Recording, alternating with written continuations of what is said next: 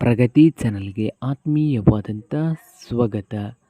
ಇಂದಿನ ಅಡಿಕೆಯ ಧಾರಣೆಯನ್ನು ನೋಡ್ಕೊಂಡು ಬರೋಣ. ಇನ್ನು ಯಾರು ಹೊಸದಾಗಿ ನಮ್ಮ ಯೂಟ್ಯೂಬ್ ಚಾನಲ್ನ ನೋಡ್ತಾ ಇದ್ದರೆ ಚಾನಲನ್ನು ತಪ್ಪದೆ ಸಬ್ಸ್ಕ್ರೈಬ್ ಆಗಿ.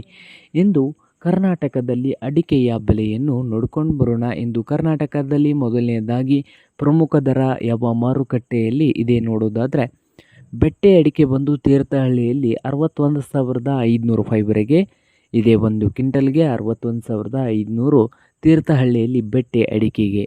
ಹಸಿ ಅಡಿಕೆಗೆ ಕೊಪ್ಪದಲ್ಲಿ 86,000 ರೂಪಾಯಿವರೆಗೆ ಬೆಲೆಯನ್ನು ಹೊಂದಿದೆ. ಹಸಿ ಅಡಿಕೆಗೆ ಶೃಂಗೇರಿಯಲ್ಲಿ 83,000 ರೂಪಾಯಿವರೆಗೆ ಬೆಲೆಯನ್ನು ಹೊಂದಿದೆ. ಸರಕು ಅಡಿಕೆ ಬಂದು ತೀರ್ಥಹಳ್ಳಿಯಲ್ಲಿ 90,800 ರೂಪಾಯಿವರೆಗೆ ದಾಖಲೆಗೊಂಡಿದೆ. 90,800 ರೂಪಾಯಿವರೆಗೆ ಒಂದು ಕ್ವಿಂಟಲ್ಗೆ ಸರಕು ಅಡಿಕೆ ತೀರ್ಥಹಳ್ಳಿಯಲ್ಲಿ ದಾಖಲೆಗೊಂಡಿದೆ.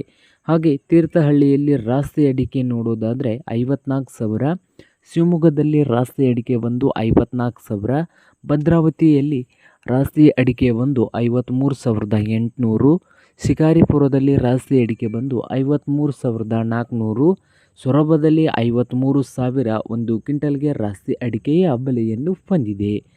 ಹಾಗೆ ದಾವಣಗೆರೆಯಲ್ಲಿ 53,000 ರೂಪಾಯಿವರೆಗೆ ರಾಸ್ತಿ ಅಡಿಕೆಯ ಬೆಲೆಯನ್ನು ಹೊಂದಿದೆ.